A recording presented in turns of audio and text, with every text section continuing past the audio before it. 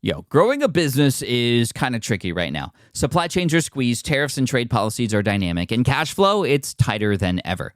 You need clarity to come out on top. Without it, you risk falling behind. If only you could hop in the DeLorean and see the future, right? Thankfully, there's NetSuite by Oracle. NetSuite has real-time forecasting to help you move ahead with confidence. This is your AI-powered business management suite and the #1 cloud ERP. Trusted by over 42,000 businesses, NetSuite brings accounting, financial management, inventory, and HR all under one roof. It's your single source of truth, giving you the data and control you need to move quickly. And with AI built in, you can automate the busy work and focus on strategy. NetSuite helps you see what's stuck, what it's costing you, and how to pivot fast. If I were running a business with a lot of moving parts, I'd use NetSuite for full control over everything. Tame the chaos with NetSuite. If your revenues are at least in 7 figures, download the free ebook, Navigating Global Trade, 3 Insights for Leaders at netsuite.com/SPI. That's netsuite.com/SPI.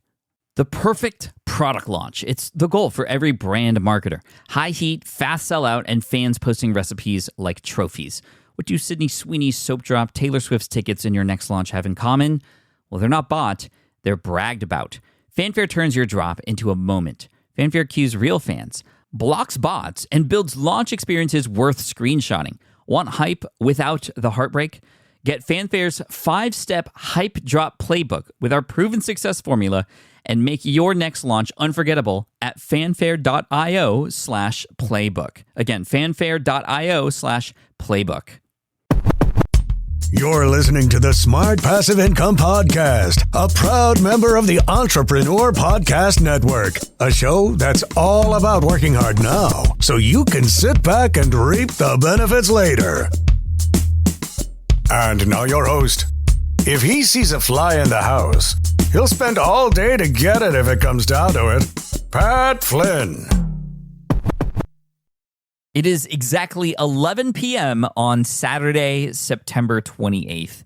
In about 5 hours, I have to get on a lift to then get on a plane to go to Cancun. Woo! Well, not for a spring break or anything like that. It's not spring. But for a team retreat, yes, we are having our team retreat, not in Cancun. We're not like partiers or anything like that, but it's off an island next to Cancun in Mexico to house ourselves for a few days, to plan, to get together, to come up with some great stuff for you for next year. I'm not going to talk too much about this. I did an episode last year when we all went to New Orleans. So every year we try to go somewhere new and try to do something exciting and fun for the team and to bond and to do some culture-related things and then also get some good food, explore new places. And obviously, like I said, plan for the next year. And we're going to be planning some major stuff in 2025. I keep telling you, new stuff is coming. However, you already know some stuff is coming. You know that Caleb has come on board to become CEO of the company. And that officially goes down in 2 days from now, which is amazing, at least on the team. He's been the creative director for several months now. But Matt stepping forward into something else, as we talked about in a previous roundtable episode. Caleb coming in as CEO, us working on top of funnel, some smart strategies for content creation, and always continuing to lead by example, building the community even stronger, and all those kinds of things are all themes and motifs that I know are going to be discussed and more. More stuff that I do know that I just don't want to spoil for you quite yet, and we still have to plan out together. And that's the cool thing about these team retreats. We are able to bring the entire team together and discuss these things so that we all know we're on the same page, so that we can all see what holes there may be in certain situations or certain ideas. And that way we can kind of come at it from, hey, somebody has an idea, but then somebody in the community team might say, oh, well, that actually involves a little bit more than you might think. Here's what's required. And, so on and so forth. We can get a whole holistic approach from the brand to you. So that's all I'm going to talk about with the upcoming retreat. So I wanted to talk about something else because I actually heard this on a TikTok and it blew my mind. It was this lawyer. She was in college studying for an exam. And she said that she found a revolutionary tool that was going to be a game changer when it came to studying. And I think it could also be a game changer for learning anything, but also is just a game changer in technology in general. And this tool is called NotebookLM. And right now, if you go to notebooklm.google.com, it is, in fact, a Google product. I'm curious to know if this is one of those Google products that was created in their 20% of time, They give people at Google 20% of time to sort of innovate, come up with something new, work on their own projects. Gmail came out of that. A lot of other things came out of that. Remember Wave, Google Wave, and how big of a deal that was supposed to be? It was like, I remember when you could see the other person typing, like it was revolutionary. I don't know. Like it failed, obviously. Anyway, let's go back to NotebookLM and this lawyer who was studying for an exam. She said that she had just taken some notes at a lecture and was studying for the bar exam and some other things. And this was just a lecture about a certain case and certain elements of the case and learnings that are going along with it. And she said she put her notes, she uploaded them, her documents, to NotebookLM. She answered a few questions. And then what NotebookLM does is it converts that material into easy to understand formats, like FAQs or briefing docs. But what she showed me in this TikTok was not just an FAQ or a doc.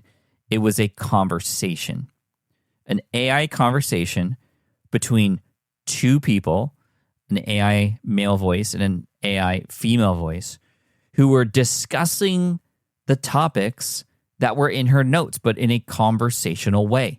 I was learning, and I'm more like, I don't know anything.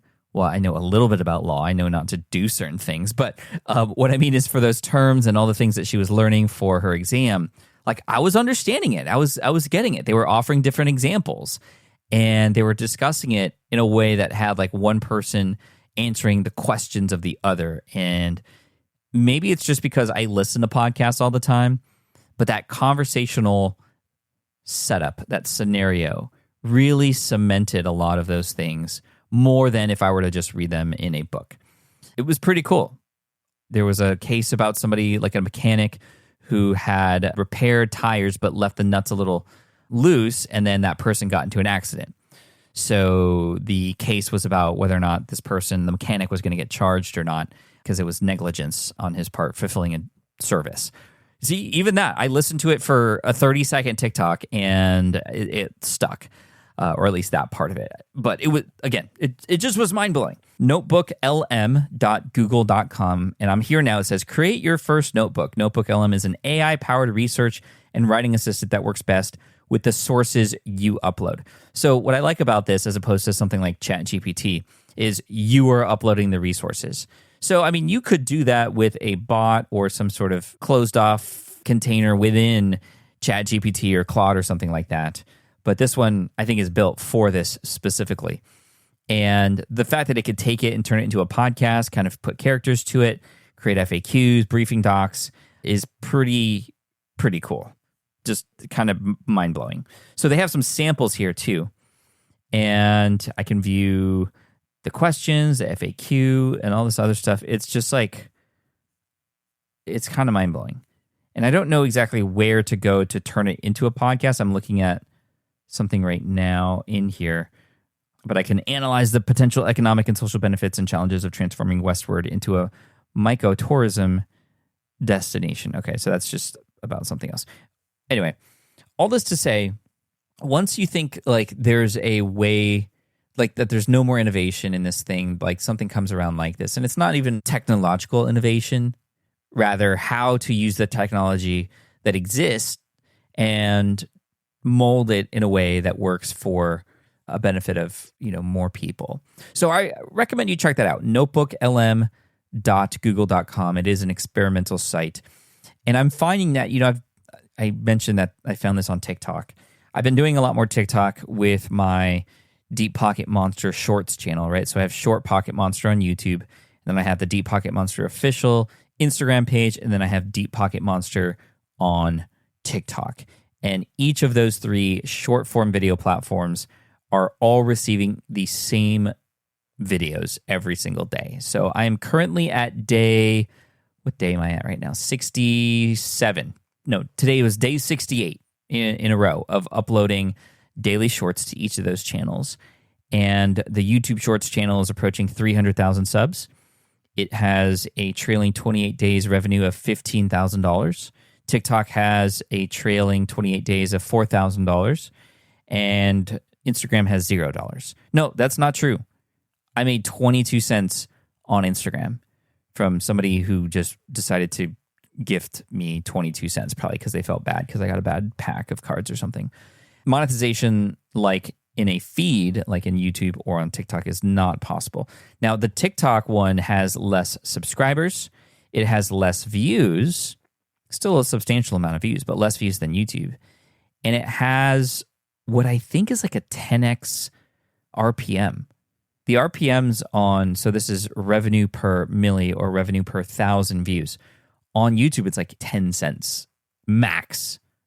I mean, it's been down to 4 for some videos. And on TikTok, it's like, I saw it at 1.14 at one point. $1 for every 1,000. And that, again, pales in comparison to the long form videos. The Deep Pocket Monster Longs channel, or the regular Deep Pocket Monster channel, we are 55,000 subscribers away from 1 million. 1 million subscribers. That is just like, I feel like I will be crying when I hit 1 million, because that's been a goal for so long, especially for the Pat Flynn channel. The Pat Flynn channel is not even at 500,000 yet. And that's been up for 16 years, or a very long time, 12, 15, like a very long time, over a decade for sure. And this channel, the Deep Pocket Monster channel, has been up for nearly 4 years, and it's approaching 1 million subscribers. And by far, it is the most viewed Pokemon YouTube channel on the internet right now on a per video basis. Per video, we're getting more views than anybody else, and on a per subscriber basis, meaning we are seeing more views often on our videos than we have subscribers, and nobody's even close. And our Shorts channel is doing it. It's pretty cool what has been built. We also announced two card parties next year in 2025, one in June in Tampa, Florida, and then one in Seattle in October. And I went to Seattle a couple weeks ago, and it was really cool. We got a tour of, this is just more of an update podcast. I'm realizing the NotebookLM thing was like, I don't have to talk too much about it. It's just something you have to go and experience. So I wanted to add more color in here. We got the team retreat. We got NotebookLM, which was, brought me into TikTok, which brought me into the Shorts and an update on all the things. It's been pretty cool to see the Pokemon stuff do what it's doing. And when I went to Seattle to scout that area, brought Dan with me, producer Dan. We filmed some promo video stuff. We announced that live in front of people on our other Card Party channel. We have a Card Party HQ YouTube channel where we post just bits and pieces of the event, and we have a live stream when we announce our locations there. And we had, I think, 700 people watch live when I announced Seattle as a location. Anyway, we worked with the Board of Tourism there. They're very excited. They want us to come and stay for more than 1 year, of course, because it's bringing people, it's bringing money into the city, and that's a good thing. So they definitely went all out to kind of show their hospitality to us. And we went on a great day. It was actually sunny. We saw the Space Needle. They took us there. And we also went to the Pike's Marketplace. And that's the famous marketplace used by a lot of mom and pop shops there with the flying fish, the guys who get fish from wherever and then they throw them across the aisle. And we were able to get them to throw a Magikarp, which is a type of Pokemon. So they let me stand in the booth, and they yelled out whatever they yelled out, like, one Magikarp. And they threw it across the way, and people clapped. It was pretty cool. So we captured that moment. We put it in the promo video. If you want to see that, you can see it at the Card Party HQ YouTube channel. And to be very transparent, the first two events, 2023 and 2024, were not profitable. Not profitable. The first one, very much not profitable, primarily because the hotel took all our money. I mean, we signed in the contract certain room blocks, and we didn't fill them. And so we owed them money for not filling in those blocks. And we made the mistake. I mean, it wasn't even a mistake. People just didn't know what the event was going to be like. People didn't know that it was going to be an event that you'd want to stay at the same hotel that the event was at. This did not exist. It exists in the business space. We see it all the time.